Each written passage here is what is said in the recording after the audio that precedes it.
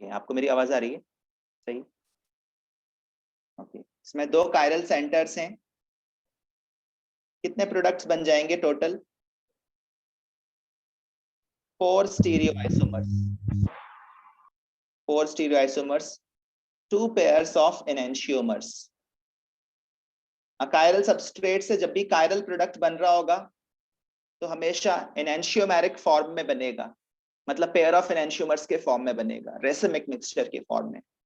Chiral substrate से overall chiral products नहीं मिल सकते। कुछ लोग यहाँ पर ये भी आर्ग्यूमेंट देते हैं कि लेस स्टेबल कार्बोकेटायन भी थोड़ा बहुत तो बनेगा ना, वो बना लें तो नंबर ऑफ प्रोडक्ट्स और बढ़ जाएंगे। आपने इस वाले फॉर्म को तो टोटली इग्नोर कर दिया। ये भी इतना खराब कार्बोकेटायन नहीं था, यहाँ पर क्यों नहीं बनाया? यहाँ पर बनाते, यहाँ पर बनाते तो फाइनली ब्रोमाइड यहाँ पर लगता, ब्रोमाइड यहाँ पर लगता तो कायरल सेंटर यहाँ क्रिएट होता, और फिर यहाँ से 2 आइसोमर्स और बनते। 2 और 4 6, 6 should have been the answer। ऐसा भी कुछ लोग आर्ग्यू करते हैं और उनका आर्ग्यूमेंट ऑप्शन में नजर भी आता है। बट यहाँ पर एक्चुअली क्वेश्चन बनाने देने वाले का इंटेंशन मोर स्टेबल कार्बोकेटायन के थ्रू जाना ही है, तो लेस स्टेबल कार्बोकेटायन के थ्रू बनने वाले प्रोडक्ट्स को अपन इग्नोर ही करेंगे। हालांकि वो लेस स्टेबल कार्बोकेटायन के कोरिस्पॉन्डिंग भी प्रोडक्ट कुछ तो बनेगा ही, कुछ तो बनेगा। 17th क्वेश्चन का आंसर अपन 4 ही मार्क करेंगे नॉर्मली। ज्यादा दिमाग लगा के 6 मत मार्क कर देना, क्योंकि क्वेश्चन देने वाला भी इतना दिमाग नहीं लगा रहा है। तो जितना दिमाग वो लगा रहा है उसी लेवल पर आपको दिमाग लगाना पड़ेगा। आपको क्वेश्चन बनाने वाले का माइंडसेट कभी कभी सोचना समझना पड़ेगा, ठीक है? हाँ, जो ये एडवांस के लेवल पर आएगा क्वेश्चन तो अपन ज्यादा दिमाग लगाएंगे। कभी कभी ज्यादा दिमाग लगाने से नुकसान हो सकता है, क्योंकि एग्जामिनर उस लेवल तक नहीं सोचता है और फिर समझाने पर भी आप क्वेश्चन का आंसर रिवर्ट नहीं करवा पाओगे। एनीवेज, यहाँ पर आ जाते हैं। KOH SN2, SN2 बोल ही दिया। SN2 में क्या होता है आप जानते हो, इन्वर्जन ऑफ कॉन्फ़िगरेशन। लेकिन इन्वर्जन ऑफ कॉन्फ़िगरेशन उसी कार्बन पर होगा जहां पर अटैक किया है न्यूक्लियोफाइल, दूसरी जगह तो नहीं होगा। इस वाले कार्बन पर कॉन्फ़िगरेशन रिटेन रहेगा और इस वाले कार्बन पर इन्वर्ट हो जाएगा। ये स्टीरियो स्पेसिफिक रिएक्शन है, एक स्पेसिफिक आइसोमर से एक स्पेसिफिक आइसोमर बनेगा। क्या ये वाला कंपाउंड जो मैंने बनाया है यहाँ पर, क्या ये फर्स्ट ऑप्शन में आपको नजर आ रहा है? नहीं, NH2 की पोजीशन भी इन्वर्ट कर दी है, NH2 पर तो कोई इन्वर्जन नहीं होगा। तो फिर क्या ये सेकंड वाला है? सेकंड वाले में तो यहाँ पर इन्वर्जन किया ही नहीं, यहाँ पर सेम रखा पर यहाँ भी इन्वर्जन नहीं किया, तो ये भी सही नहीं है। ठीक है, तो फिर कौन सा सही होगा? सी ऑप्शन सही है। सी में एक्चुअली इस मॉलिक्यूल को पलट कर रखा है, जैसे तवे पर रोटी पलटते हैं उस तरह से इसको पलट कर रख दिया, फ्लिप कर दिया 180 डिग्री से। इस वजह से जो OH और NH2 ग्रुप यहाँ पर बिहाइंड द प्लेन दिख रहे हैं, इसको इस तरह से पलट के रखने पर दोनों के दोनों अबव द प्लेन आ जाएंगे।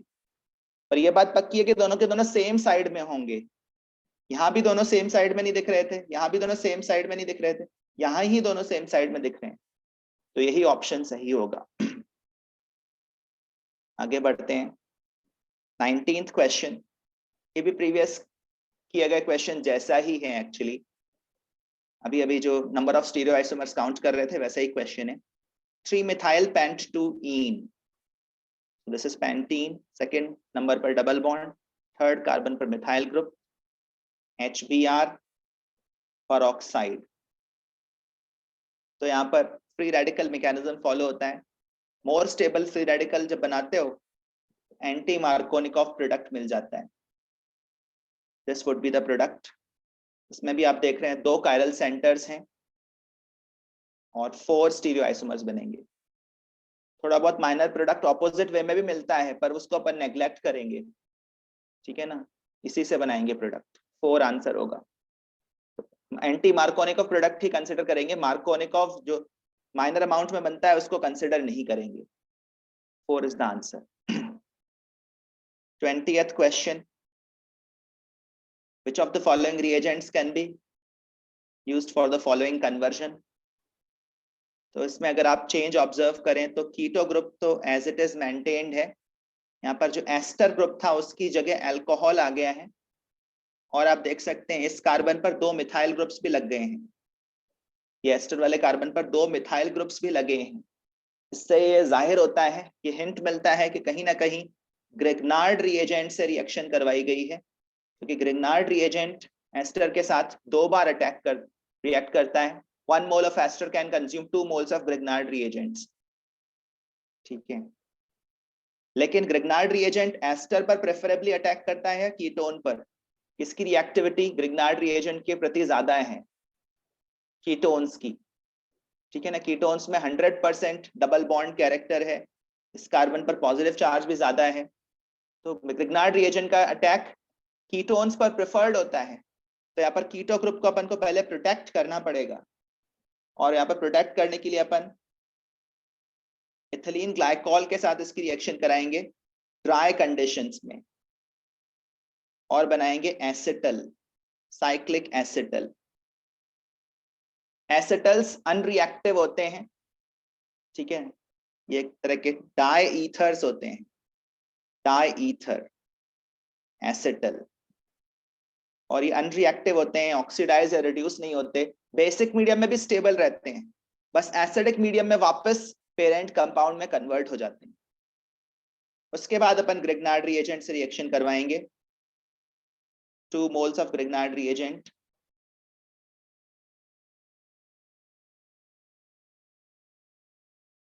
और फिर वाटर डाल देंगे, अल्कोहल बन जाएगा। वाटर के साथ एसिडिक मीडियम भी रख लेना, तो एसिटल भी वापस हाइड्रोलाइज हो जाएगा, hydrolysis of acetal to form the parent ketone. इस तरह से अपन एसिटल्स को as a protecting group use कर सकते हैं। किसी दूसरे साइट पर अटैक करवाते समय कीटोन या एल्डिहाइड को प्रोटेक्ट करने के लिए एसिटल्स यूज करते हैं, और ये उसका एक अच्छा एग्जाम्पल था। थर्ड ऑप्शन सही होगा। 21st क्वेश्चन, ये तो आसान है, एक एक्सोथर्मिक रिएक्शन है, MnO2 उसके लिए कैटलिस्ट है। कौन सी कंडीशंस में रेट ऑफ रिएक्शन बढ़ेगा? ध्यान रहे, एक्सोथर्मिक रिएक्शंस का इक्विलिब्रियम कांस्टेंट टेम्परेचर बढ़ाने से कम होता है, लेकिन रेट ऑफ रिएक्शन तो टेम्परेचर बढ़ाने से बढ़ेगा ही ना। चाहे एक्सोथर्मिक रिएक्शन हो या एंडोथर्मिक रिएक्शन हो, टेम्परेचर बढ़ाने से रेट तो बढ़ेगा। और सरफेस एरिया बढ़ाना, कैटलिस्ट का सरफेस एरिया बढ़ाना एड्सॉर्प्शन को फेवर करता है। एड्सॉर्प्शन ज्यादा होगा तो रेट ऑफ रिएक्शन भी बढ़ेगा डेफिनेटली। ज्यादा अमाउंट में रिएक्टेंट मॉलिक्यूल्स एड्सॉर्ब होंगे, आपस में बॉन्ड ज्यादा बनाएंगे और रेट ऑफ रिएक्शन बढ़ेगा। दोनों ही स्टेटमेंट्स करेक्ट हैं, third option. Coming to 22nd question.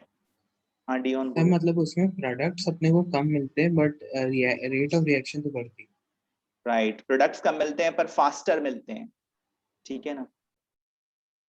Organic chemistry में मेजर प्रोडक्ट कौन बनेगा, ये 2 चीजों से डिसाइड होता है, एक तो काइनेटिक्स से और एक थर्मोडायनेमिक्स से।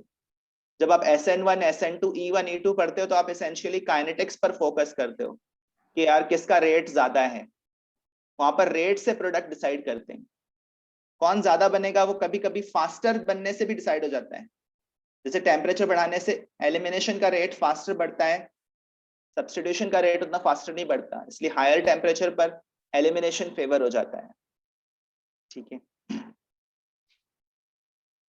चलिए 22nd क्वेश्चन। एक स्टूडेंट को बोला गया कि बफर सॉल्यूशन बनाओ, pH वैल्यू 4 होनी चाहिए, तो इनमें से किसको यूज करते हुए ये काम कर सकते हैं? क्या ये बहुत मुश्किल क्वेश्चन है? इनकी pKa वैल्यूज के बारे में सोचिए। HNO2 की pKa वैल्यू 4 से थोड़ा कम होगी, 4 के आसपास ही होगी या नहीं? क्या आपको इस बात का अंदाजा लग रहा है? 3 से 4 के बीच में होगी। और HCN की pKa वैल्यू किसके बीच में होगी, कोई बता सकता है? 9 से 10। 9 से 10 के बीच में होगी। कैलकुलेट ज्यादा करने की जरूरत ही नहीं है, बस इतना अंदाजा लगाना ही काफी है। तो किसको आप pH वैल्यू 4 का बफर बनाने में काम में ले सकते हो? ध्यान रहे, pH of the buffer is centered around pKa. pKa plus minus 1 के बीच में ही pH वैरी करता है बफर का। तो सिर्फ HNO2 को ही यूज कर सकते हैं pH वैल्यू 4 का सोल्यूशन बनाने के लिए, HCN को नहीं। HNO2 से एसिडिक बफर बनेगा और HCN से बेसिक बफर बनेगा। But obviously you will have to use the conjugate base also. Third option सही है। सही है ना? ये तो आसान था, पर आसान चीजों में भी कभी कभी कंफ्यूजन हो जाता है लोगों को। अच्छा, कई बार लोग क्या करेंगे, जल्दबाजी में सिर्फ फर्स्ट ऑप्शन मार्क कर देंगे। HNO2 के साथ अपन को कॉन्जुगेट बेस भी तो चाहिए। आसान चीजों में भी मिस्टेक्स हो जाती हैं, ध्यान रहे। कौन सी रिएक्शन कैथोड पर होगी जब एक्वस सॉल्यूशन ऑफ KCl का इलेक्ट्रोलिसिस करवाएं? क्या इसका आपको कोई अंदाजा है?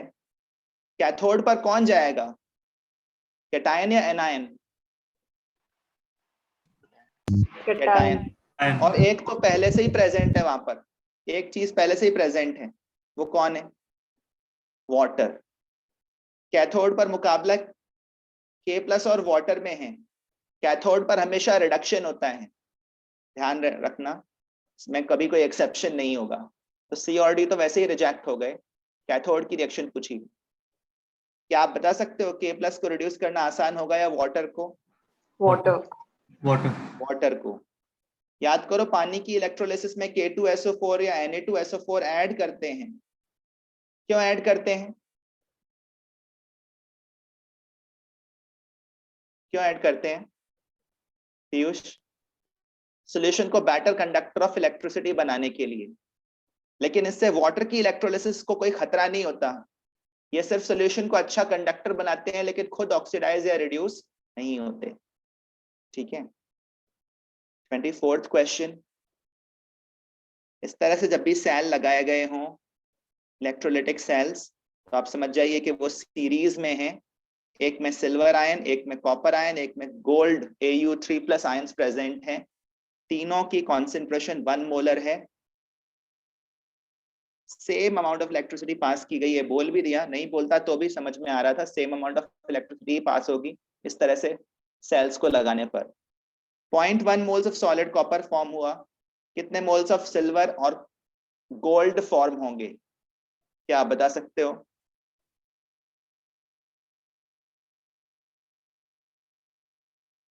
अगर फैराडेज लॉज के बारे में ना भी सोचें, सिंपल कॉमन सेंस से सोचें तो भी डिसीजन हो जाएगा। किसी को फैराडे लॉ याद ना भी आए तो भी आसानी से कर सकते हैं। सिर्फ ये हाफ रिएक्शंस लिखना आना चाहिए। ये इनके डिपोजिशन की हाफ रिएक्शंस हैं। क्या कोई मुझे बता सकता है 0.1 मोल ऑफ कॉपर अगर डिपॉजिट हुआ है तो कितने मोल्स ऑफ इलेक्ट्रॉन्स उस इलेक्ट्रोड पर आए होंगे, कंज्यूम हुए होंगे? 0.2 मोल्स ऑफ इलेक्ट्रॉन्स। और अगर 0.2 मोल्स ऑफ इलेक्ट्रॉन्स इस इलेक्ट्रोड पर पहुंचे हैं, इस सेल में पहुंचे हैं, तो सिल्वर वाले में भी इतने ही पहुंचे हैं, गोल्ड वाले में भी इतने ही पहुंचे हैं। सेम अमाउंट ऑफ चार्ज तीनों से पास हुआ है। तो यहाँ भी 0.2 मोल्स ऑफ इलेक्ट्रॉन्स आए, यहाँ भी 0.2 मोल्स ऑफ इलेक्ट्रॉन्स आए।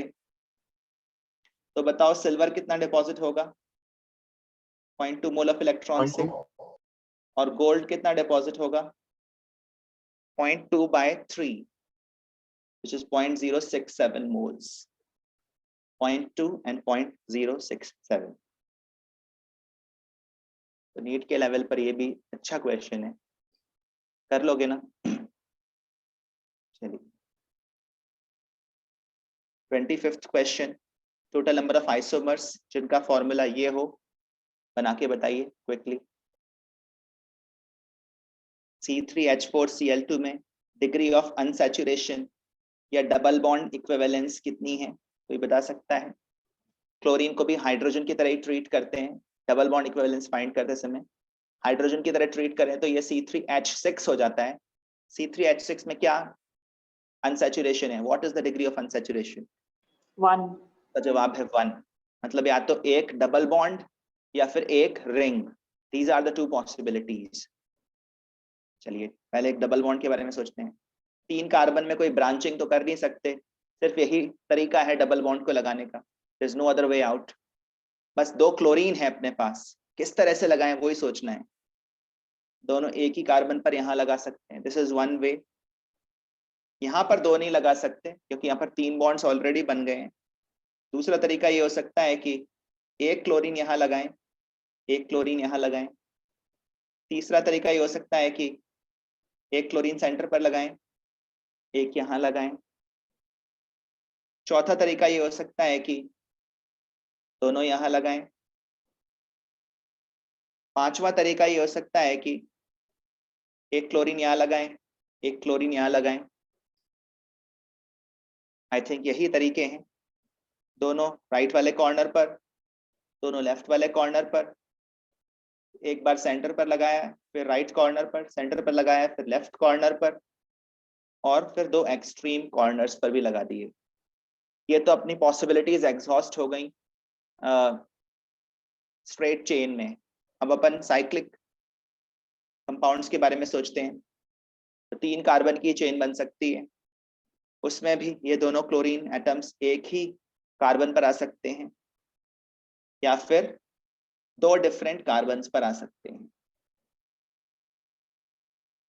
अब यहाँ पर ठंडे दिमाग से सोचना पड़ेगा क्योंकि यहाँ पर बोल रखा है इंक्लूडिंग स्टीरियो आइसोमर्स। तो अभी तो अपन ने सिर्फ स्ट्रक्चरल आइसोमर्स बनाए हैं, we have to think about stereo isomers also. क्या फर्स्ट वाले इस मॉलिक्यूल में कोई सिस ट्रांस आइसोमेरिज्म पॉसिबल है? No sir. नहीं, तो ये अकेला है। क्या सेकंड वाले इस मॉलिक्यूल में कोई सिस ट्रांस आइसोमेरिज्म पॉसिबल है? तो ये 2 हैं, सिस प्लस ट्रांस। क्या थर्ड वाले में कोई सिस ट्रांस आइसोमेरिज्म पॉसिबल है? यहाँ पर 2 हाइड्रोजन लगे हुए हैं, इसमें कोई सिस ट्रांस आइसोमेरिज्म पॉसिबल नहीं है, और इसमें भी नहीं, कोई कायरल सेंटर भी नहीं है। क्या यहाँ पर कोई सिस ट्रांस आइसोमेरिज्म पॉसिबल है इस वाले में? बोल दो। ये भी ट्रांस है, ये सिस भी हो सकता था, तो यहाँ पर 2 होंगे एक्चुअली। ये तो अकेला है, यहाँ पर कोई सिस ट्रांस आइसोमेरिज्म नहीं है, ना कोई कायरल सेंटर है। अब यहाँ पर अगर आप देखें तो ये 2 क्लोरीन एटम्स किस तरह से एक दूसरे के रिस्पेक्ट में लगे हुए हैं वो इंपॉर्टेंट हो जाता है। अगर दोनों एक ही साइड पर होते हैं तो कायरल सेंटर्स होने के बावजूद ये कंपाउंड अकायरल हो जाएगा, मीजो कंपाउंड हो जाएगा। लेकिन अगर ये ऑपोजिट साइड पर लगे हुए हैं तो फिर ये कायरल हो जाएगा और यहाँ पर पेयर ऑफ एनेंशियोमर्स मिलेंगे। तो ये 2 और ये 1, इन सबको भी काउंट करें। पॉसिबिलिटीज सारी कवर होना बहुत जरूरी है, एक भी पॉसिबिलिटी छूट गई तो आंसर गलत है। 1 + 2 3 + 1 4 + 1 5 + 2 7 8 1 3 4 5 7 8 9 10 11 11 होगा इस क्वेश्चन का answer. 11 would be the answer. चलिए, 10 लिखा हुआ है, इट शुड बी 11। आगे बढ़ते हैं। 1-2 क्वेश्चंस और मुझे जो स्टूडेंट्स ने भेजे हैं वो मैं डिस्कस करना चाहूंगा। जैसे ये वाला एक क्वेश्चन ठीक ठाक क्वेश्चन है। कॉन्सेंट्रेशन ऑफ 10⁻³ मोलर है। इस कॉन्सेंट्रेशन पर ये डिटर्जेंट का सोल्यूशन एक कोलॉइडल सोल्यूशन बन जाता है। इस तरह की कॉन्सेंट्रेशन जिस पर कोलॉइडल सोल्यूशन फॉर्म होने लगता है उसको क्या बोलते हैं? क्रिटिकल मिसल कॉन्सेंट्रेशन। और ये बोल रहा है कि 10⁻³ कोलॉइडल पार्टिकल्स प्रेजेंट हैं in 1 mm³ of colloidal solution। इतने colloidal particles present हैं in 1 mm³ of that colloidal mixture। अब आपको बताना है कि कितने आयंस प्रेजेंट होंगे एक colloidal particle में, एक मिसाइल में कितने आयंस प्रेजेंट हैं। तो आप जानते हैं कि मिसाइल जब बनता है तो जो पोलर हेड्स होते हैं वो बाहर की तरफ पानी के साथ इंटरेक्ट करते हैं, और नॉन पोलर पार्ट आपस में एक दूसरे के साथ इंटरेक्ट करता है। इस तरह से कई सारे सॉल्ट पार्टिकल्स कंबाइन होकर एक मिसेल बनाते हैं। ठीक है, जितने पार्टिकल्स हैं उतने ही आयंस भी हैं, क्योंकि हर पार्टिकल अपने आप में एक आयन है। यहाँ पर अच्छा, 10⁻³ मोलर जो कॉन्सेंट्रेशन दे रखी है, इससे अब मुझे फाइंड करना चाहिए नंबर ऑफ या simply moles of detergent in 1 millimetre cube. 1 millimetre cube mixture में कितने मोल्स ऑफ डिटर्जेंट प्रेजेंट हैं? क्या ये मोलैरिटी को वॉल्यूम से मल्टीप्लाई करने पर मिल जाएगा? 1 millimetre cube and 1 millimetre, 1 centimetre में 10 मिलीमीटर्स होते हैं। 10 मिलीमीटर्स नीचे, 1 सेंटीमीटर ऊपर, इसका क्यूब लिख देता हूं तो ये सेंटीमीटर क्यूब में बदल जाएगा। फिर सेंटीमीटर क्यूब को मैं लीटर्स में बदलना चाहूंगा क्योंकि ये वॉल्यूम लीटर्स में है। 1 litre cube, 1 litre has 1000 centimetre cube. ये सारी कैलकुलेशन जब मैं करता हूं तो यहाँ से 10⁻³ आता है, यहाँ से भी 10⁻³ आता है, कुल मिलाकर ये 10⁻⁹ मोल्स हो जाता है। इतने मोल्स ऑफ डिटर्जेंट 1 mm में प्रेजेंट हैं। और यहां से फिर नंबर ऑफ एनायंस भी मिल जाएंगे, क्योंकि एक पार्टिकल में एक ही एनायन है, एक ही कैटायन है। नंबर ऑफ एनायंस मिल जाएंगे। इन मोल्स को अवोगाड्रोस नंबर से मल्टीप्लाई करके, जो कि आ रहा है 6 × 10⁻14। इतने एनायंस प्रेजेंट हैं इन 1 मिलीमीटर क्यूब। और फिर क्वेश्चन बोल रहा है कि इस 1 मिलीमीटर क्यूब में इतने कोलॉइडल पार्टिकल्स हैं, मतलब इतने मिसेल्स हैं, 10⁻13 मिसेल्स हैं।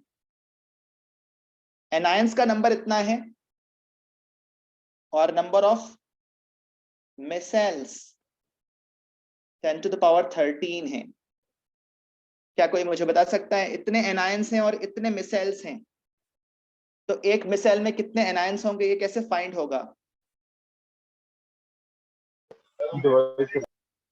डिवाइड करके number of anions in a micelle. एक कोलॉइडल पार्टिकल में कितने एनायंस हैं, ये टोटल नंबर ऑफ एनायंस को नंबर ऑफ कोलॉइडल पार्टिकल से डिवाइड करके पता चलेगा, जो कि आ रहा है 60। इसका मतलब इस तरह का ये जो मिसेल फॉर्म होगा, इसमें 60 एनायंस शामिल हैं according to the information given in the question. Third option accordingly सही आंसर है। तो ये अच्छा क्वेश्चन है।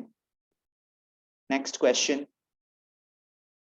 Enthalpy of neutralisation ammonium hydroxide और एसिटिक एसिड का दे रखा है।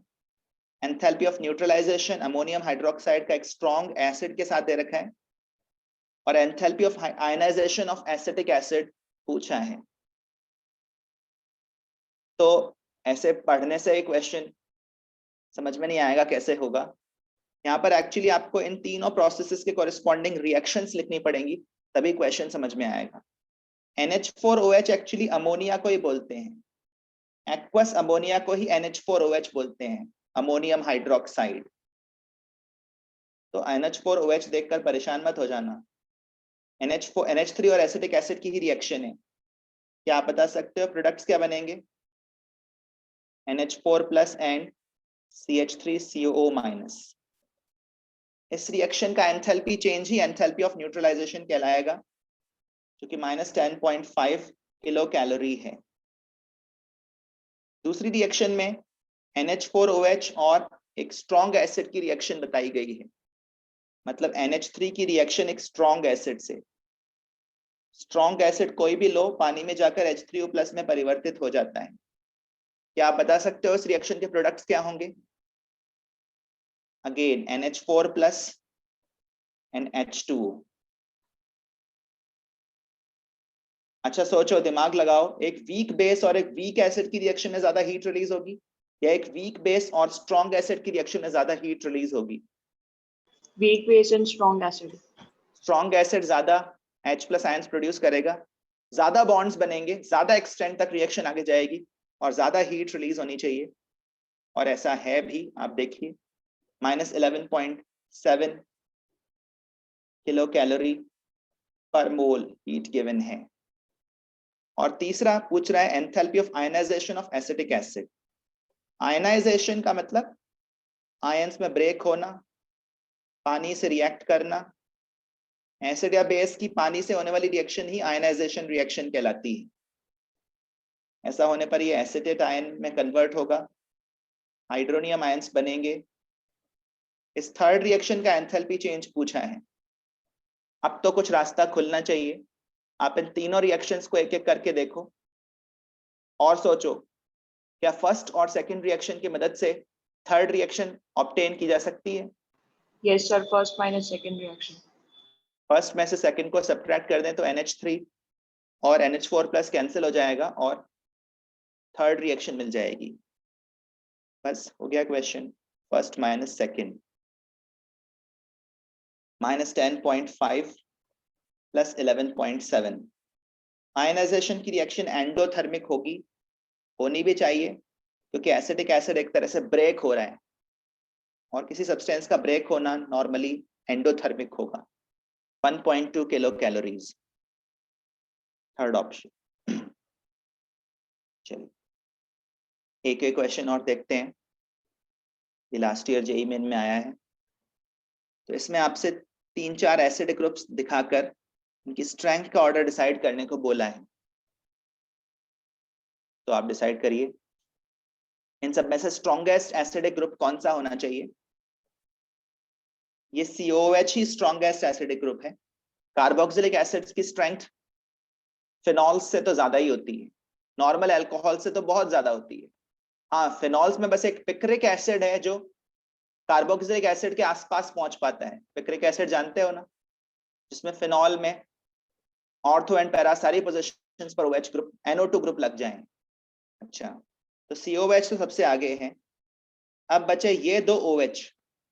ध्यान रहे, अल्कोहल जो होते हैं वो टर्मिनल एल्काइन से ज्यादा एसिडिक होते हैं।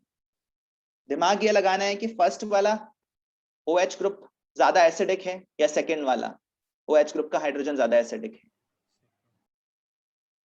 तो आप देखिए NO2 किसके रिस्पेक्ट में पैरा पोजीशन पर लगा हुआ है। NO2 एक इलेक्ट्रॉन विड्रॉइंग ग्रुप है, कॉन्जुगेट बेस को स्टेबलाइज करेगा रेजोनेंस के जरिए, पर वो तभी कर पाएगा जब वो OH के रिस्पेक्ट में ऑर्थो या पैरा पर हो। तो सेकेंड वाले के एनायन को ज्यादा स्टेबलाइज करेगा, इस हाइड्रोजन को ज्यादा एसिडिक बनाएगा। Second is more acidic then first, but even first is more acidic then this terminal alkyne. Terminal alkynes तो अल्कोहल से भी वीक एसिड्स होते हैं। मेथनॉल से भी वीक एसिड है एसिटाइलिन, और मेथनॉल से स्ट्रॉन्गर एसिड है, मेथनॉल से स्ट्रॉन्गर एसिड है फिनॉल। नॉर्मल अल्कोहल से फिनॉल्स काफी ज्यादा एसिडिक होते हैं, और फिनॉल से कार्बोक्सिलिक एसिड ज्यादा एसिडिक होते हैं। तो थर्ड, फिर सेकंड, फर्स्ट, फिर fourth. Third, second, first, fourth, third option सही होना चाहिए। हाँ पीयूष बोलो। सर टर्मिनल एल्काइंस वाटर से ज्यादा तो एसिडिक है ही ना? वाटर से कम एसिडिक हैं। टर्मिनल एल्काइंस वाटर से कम एसिडिक हैं। Okay sir. Terminal alkynes water से कम एसिडिक हैं, मतलब OH माइनस आयन इससे H+ नहीं निकाल पाएगा। दो रिएक्शन, क्योंकि रिएक्शन हमेशा स्ट्रॉन्गर एसिड और स्ट्रॉन्गर बेस में होती है to form weaker acid and weaker base. अगर ये रिएक्शन आप करा दो, Hc triple bond C minus NH2O बना दो, H2O एक्चुअली स्ट्रॉन्गर एसिड है, ये स्ट्रॉन्गर बेस है, ये वीकर बेस है, ये वीकर एसिड है। जानते हो ना इक्विलिब्रियम किसको फेवर करता है? The side containing weaker acid from strong acids to weak acids, weak bases and so on. हाँ, तो ये रिएक्शन बहुत कम होगी आगे की तरफ, नेग्लिजिबल। इसीलिए आप टर्मिनल एल्काइंस का H+ निकालने के लिए NH2- यूज करते हैं। NH2- is a much stronger base than OH-, और ये रिएक्शन फॉरवर्ड डायरेक्शन में फेवर होती है। NH3 is a weaker acid than acetylene. Acetylene is a stronger acid. NH2- is a stronger base than this alkyne iodine. Alkyne iodine is a weaker base है, और reaction stronger acid से stronger base, stronger acid stronger base से weaker acid weaker base की side favour होती है। चलिए, आज इतने ही क्वेश्चंस थे डिस्कस करने के लिए। नेक्स्ट क्लास में मैं थोड़ा डिस्कशन सिग्निफिकेंट डिजिट्स के बारे में करना चाहूंगा। सिग्निफिकेंट डिजिट्स काउंट करना, उसके अराउंड कैलकुलेशन में फाइनली सिग्निफिकेंट फिगर्स कितने आने चाहिए, addition, subtraction, multiplication, division, briefly आपको बताऊंगा। ठीक है ना। उससे भी कभी कभी 2-3 साल में एक बार, 4 साल में एक बार क्वेश्चन आता है, तो अपन उस पॉसिबिलिटी को भी कवर कर ही लेते हैं। ठीक है। और कुछ कुछ चीजें जो मेमोराइज करने वाली हैं वो भी आप अभी कर सकते हो। जैसे पिछले साल 100 से ऊपर जो एटॉमिक नंबर वाले एलिमेंट्स हैं उनके सिंबल्स पर क्वेश्चन आ गया था। तो टेम्पररी नेमिंग तो आपको पता है, पर एटॉमिक नंबर 112 के कोरिस्पॉन्डिंग एलिमेंट का फॉर्मल नेम क्या है, 110 के कोरिस्पॉन्डिंग क्या है, ये जो लिस्ट है ये पीरियोडिक प्रॉपर्टीज वाले चैप्टर में एक जगह गिवन है, तो वो आप एक बार पढ़ लेना वहां से। आ रही बात समझ में? और एक बार एग्जाम से 7-8 दिन पहले भी पढ़ लेना। तो इस तरह के अनएक्सपेक्टेड क्वेश्चंस भी कभी कभी आ जाते हैं। एटलीस्ट जो आ चुका है उससे सबक लेते हुए अपन वो पॉसिबिलिटी तो कवर कर ही लें, जिससे अपन अभी से करोगे तो याद हो जाएगा, लास्ट के 2-3 दिन में याद नहीं होगा और फिर कॉन्फिडेंस भी डाउन हो जाएगा। अभी तो 1 मंथ है आपके पास, पूरा 1 मंथ है। अच्छे से प्रिपरेशन करो, कॉन्फिडेंस बना के रखो और हेल्थ का भी ध्यान रखो। मिलते हैं अगली क्लास में। Thank you. Good day. Thank you, sir. Thank you, sir.